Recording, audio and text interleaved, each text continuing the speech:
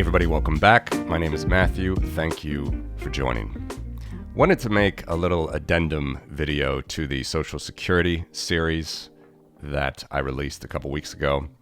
So just going to quickly delineate a little bit more what a true sovereign wealth fund is to what United States Social Security represents. Okay, so here I'm on Wikipedia, very simple sovereign wealth fund article. Just going to read it. Sovereign wealth fund or sovereign investment fund is a state-owned investment fund that invests in real and financial assets such as stocks, bonds, real estate, precious metals, or in alternative investments such as private equity funds or hedge funds. Sovereign wealth funds invest globally. Most sovereign wealth funds are funded by revenues from commodity exports or from foreign exchange reserves held by the central bank. And then later, we see here this one sentence, such investment management entities, talking about the entities that manage the sovereign wealth funds, may be set up as official investment companies, state pension funds, or sovereign funds, among others. Okay, so you can read the whole article. They have a list of funds here, sovereign wealth funds, and I've simplified this in a table here, which I just want to go over now. Okay, so in light of the Social Security series, which we talked about exhaustively, the $2.8 trillion or so trust fund that Americans apparently hold with Social Security. If that's a pension fund, and the idea of sovereign wealth funds are also primarily pension funds for the people, one might expect the Social Security Trust Fund to be on this table. But Wikipedia does it correctly and does not list Social Security, the Social Security Trust Fund, on this table. Again, go back and see those videos if you want more detail on why it's not. But just brass tacks, here we have the fund that I indeed referenced in the last video on Social Security, the Norway Government Pension Fund Global. It used to be called the Oil Fund. You see the origin, oil and gas, 1990. What are the current assets? And this is up from the 2023 levels that I showed you. About $1.7 trillion. So not as high as this Social Security Trust Fund of $2.8 trillion, but why is the Norwegian Pension Fund Global included in the Wikipedia article on sovereign wealth funds and not the Social Security Trust Fund? Because the Social Security Trust Fund is just taxes due from other branches of the government, whereas the Norwegian Sovereign Wealth Fund invests in 9,000 companies, okay, in Apple, Microsoft, Samsung, so on and so forth. And we can go down the list here. We have China, and indeed, these are huge funds for China, a huge country, over 1 billion people. The two largest sovereign wealth funds of China total $2.3, $2.4 trillion equivalent. And by the way, I didn't do such a deep dive as I usually try to do. This is just straight Wikipedia numbers, so some of these might be a couple years old. This date is the inception, not the date of the numbers, but generally you're going to get the idea here. And look, it may be the case that, in fact, I'm certain that it is the case, that many of these sovereign wealth funds are going to include as a portion of their portfolio national government bonds. For example, they do hold some treasuries on the balance sheets of these sovereign funds.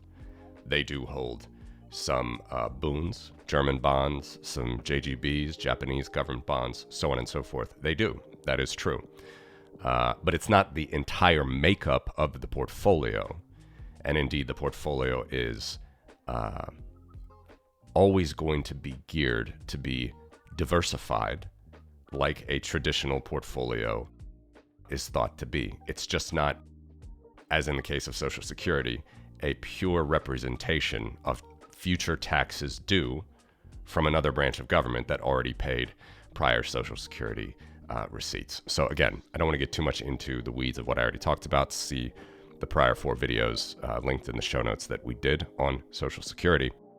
But these funds are brass tacks, actual pension funds managed by state agencies. And indeed, Norway is the leader.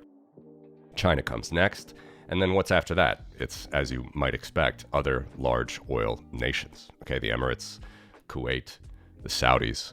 These are all funds that are backed by actual commodity production, primarily oil and gas, we see.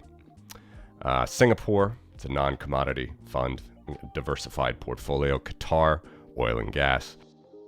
Hong Kong has a decent sovereign wealth fund that has increased over the years. Another one for China here, they call it the National Council for Social Security Fund, $414 billion worth, non-commodity. More Arab countries. I'm not going to go through all of them here, but let's take a look. What's quite interesting, what's a large belligerent player in the world today? Russia, the great Russian state. Of course, I say that with all sarcasm. They're only down here to their 2008 oil fund. I should have the ranking here, but you can see they're certainly outside the top 10, closer to top 20, and not in the trillions in the least for their people. They have this $133 billion national wealth fund backed by their oil and gas exports.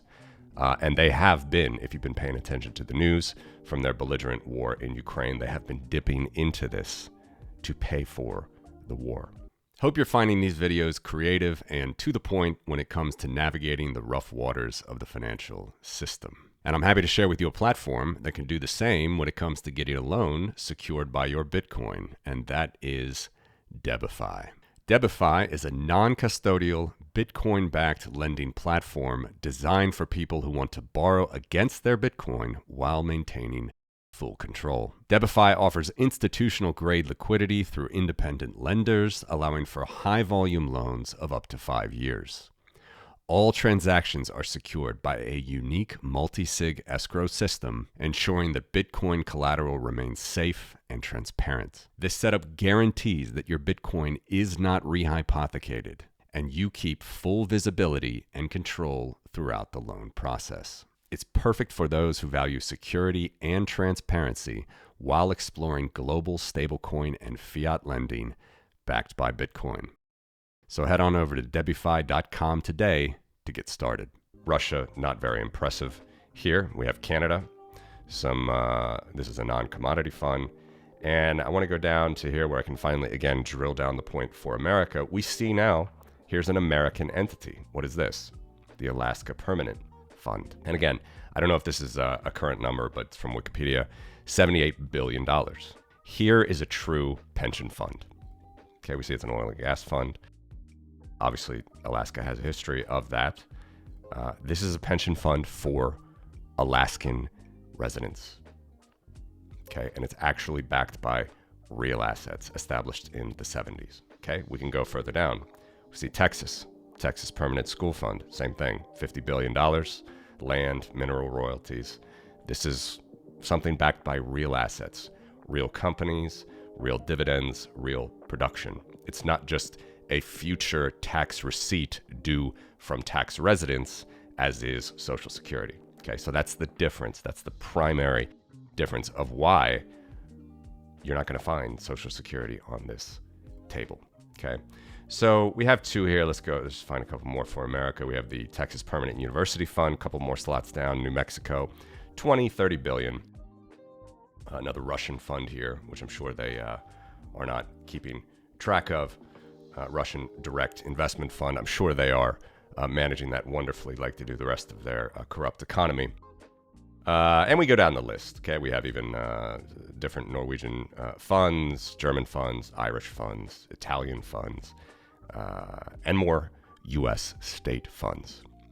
So again, this list is probably not exhaustive. Comes from Wikipedia. You go down to Senegal here, even 100 million or so. Nigeria, 100 million or so. Of a fund, West Virginia fund, 100 million or so.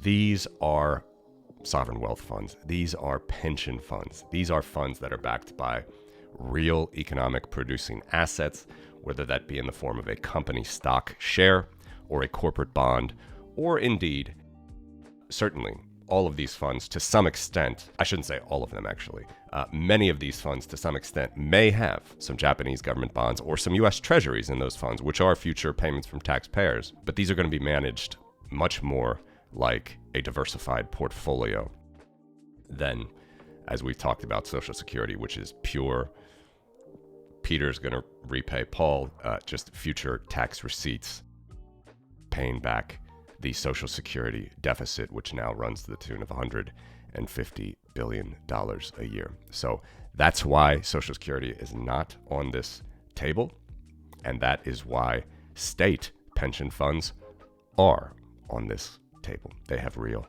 assets. Hope that clarified things even more. Let me know what you think in the comments. Thanks for watching.